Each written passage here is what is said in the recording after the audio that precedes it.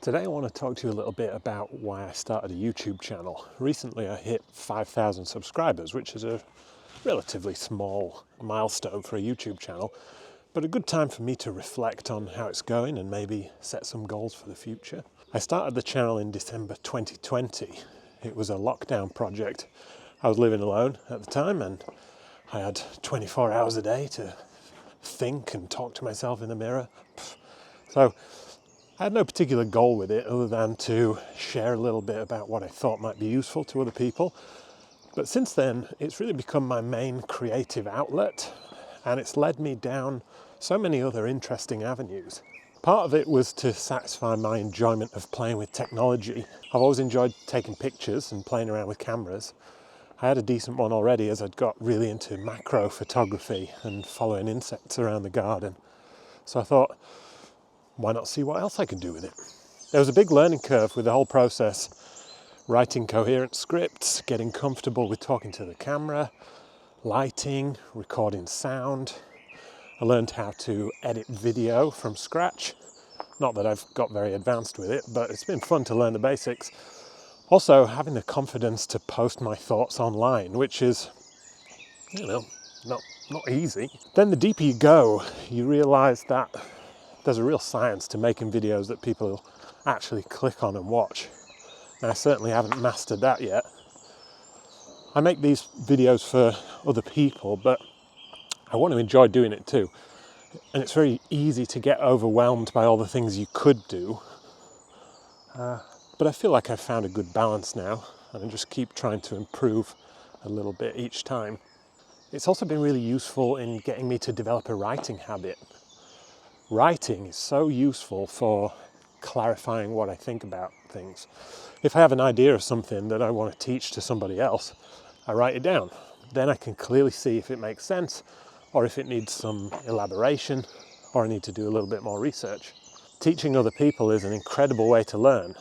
And after writing 100+ video scripts and a book, I've had to learn a lot and read a lot and do a lot of research and listen to a lot of podcasts.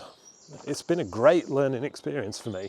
I've learned a hell of a lot about the illustration industry and business and marketing and all these other skills. And I like to think it's made me better at my job. I certainly didn't start a channel to make money. After 128 videos, I think, I've made about 200 quid from ad revenue. But I've spent hundreds of hours writing, filming and editing. It's the worst paid job I've ever had. But one of the most enjoyable hobbies I've ever had. I bought loads of equipment, camera gear, lighting. That stuff isn't cheap. But the tech is part of the fun for me. I even like editing the videos. Not that I'm particularly good at it, but one of the only times I find myself in a flow state is when I'm editing a video. I could do 4 or 5 hours on that and the time just flies by. I've had a few breaks here and there with the YouTube channel, and I haven't been wholly consistent the whole way through. Maybe it could have grown a lot faster if I'd been consistent, but I probably would have quit altogether if it hadn't been for the amazing feedback I've got from you. The comments and emails I get tell me that what I'm doing is useful to other people, and that's enough. It's grown very steadily since I started. No spikes, nothing viral. But I think that's good, actually. It's given me time to improve. If your 3rd or 4th TikTok video goes viral, there's a hell of a lot of pressure to follow that up. I'm not sure I'd want to deal with that. Of all the thousands of comments I've received 3 bad ones. And these people have just properly scorched me. And you know what? I remember them all word for word. And I sort of feel embarrassed that I've given them the time of day and dwelled on them at all. Thinking, why didn't they like my stuff? I'm doing this to help. Do you want me to stop? But that's just the way the internet works, I suppose. And maybe no matter what you try and put out there into the world, there'll always be someone who doesn't like it, someone who doesn't like your face, or the way you speak, or the way you edit your videos, or your facial hair. But I think the ratio is pretty good. thousands of good comments versus 3 bad ones. I'll try not to think about it.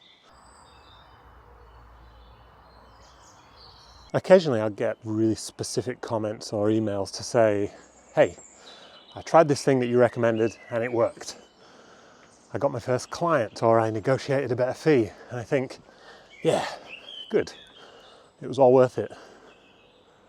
Since starting the channel, I've been able to connect with people from literally all over the world and talk about illustration.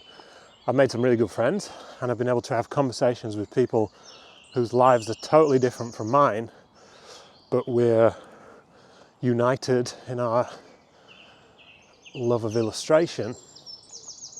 I sometimes worry that what I say and teach here comes from a privileged position, and it does, but I have this network now where I can talk to people from Brazil or Indonesia or Vietnam or Ukraine and get a totally different point of view.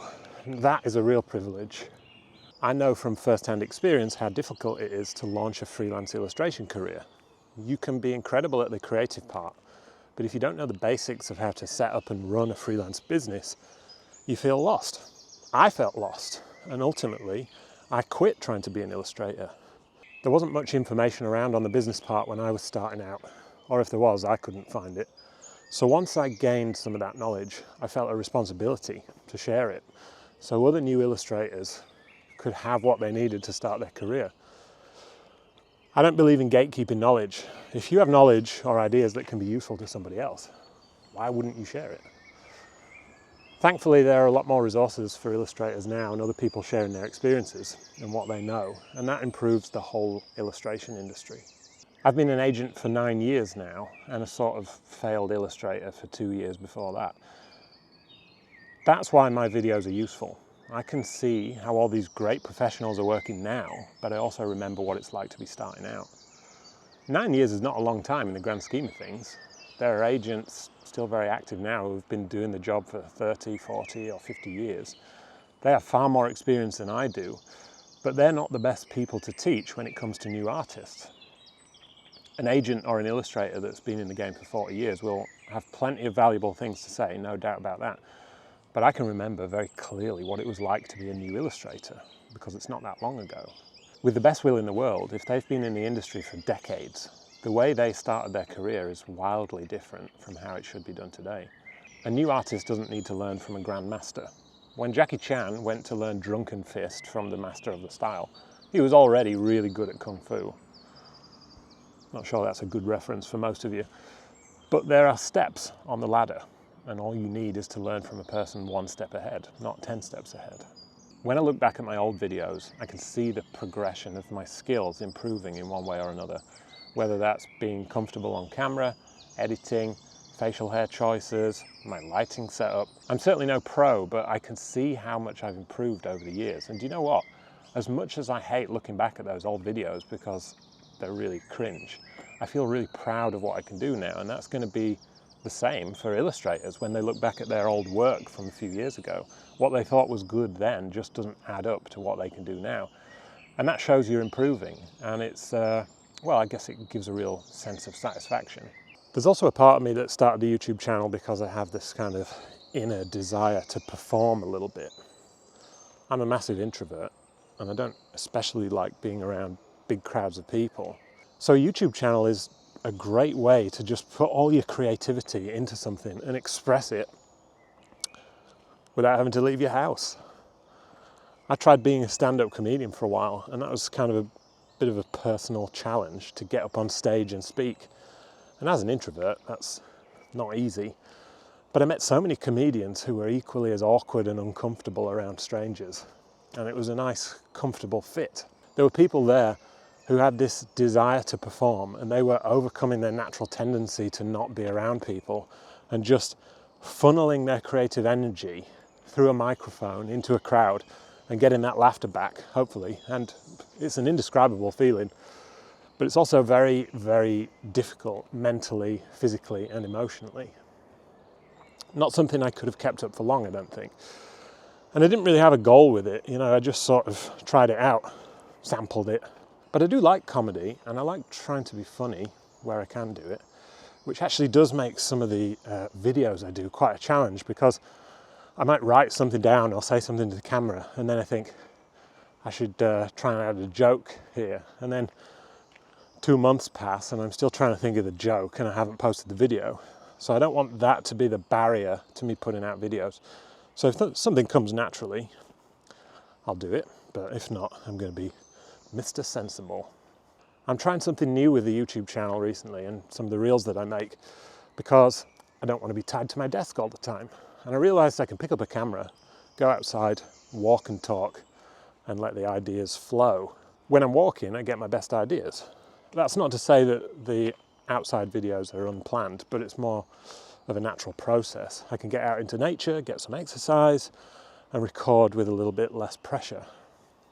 I mean, occasionally it's a bit embarrassing when I see some dog walkers going past and I'm talking to myself here. But you know what? It's great, actually. I just get out there, record, enjoy nature, and so far, people seem to like these videos. So I'm going to continue to do them through the summer.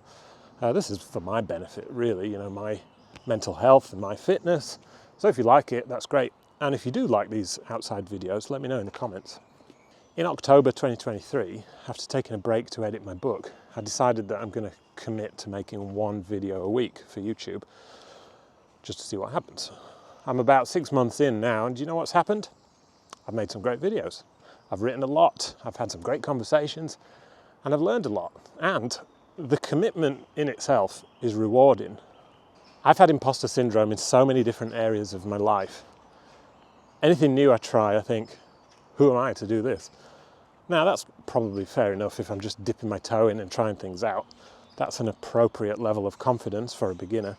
But now I've been doing my job for 9 years, I shouldn't still be feeling like an imposter. I know a thing or two, so why the hell do I still feel like I'm an imposter? I put out some portfolio reviews on the channel that were pretty popular. I offered 5 free portfolio reviews to my Instagram followers, and that was a real kind of nail-biting experience, because by doing that, on the face of it, I'm proclaiming that I'm good at reviewing portfolios to anybody who watches it. And I think, okay, well, what if some other illustration agent watches that? What will they think? Will they think that what I'm saying is bullshit? Or what if someone from the AOI watches it? They do a lot of portfolio reviews. Maybe they'll think I'm guiding people incorrectly or something like that. But you know what? The more portfolio reviews I do, the better I get at it. That's a skill just like anything else. And at this point, I've spoken to hundreds of illustrators about their portfolios. So I feel fairly confident that I can help people. And I'm also becoming more confident in my own opinions too. My opinions don't have to match what other illustration agents say or do, and they don't have to be the same as what the AOI advises.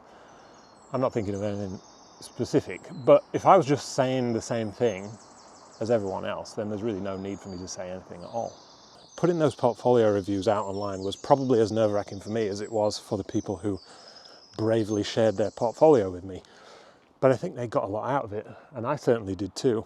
So, I don't consider myself an expert, and I'm not perfect, but making this channel, and writing, and doing portfolio reviews, and all the other related things are a way to help me learn more, help people out, quiet that imposter mindset, boost my own confidence, and meet new people. So if any of those things sound good to you, I can absolutely recommend starting a YouTube channel. See you next time.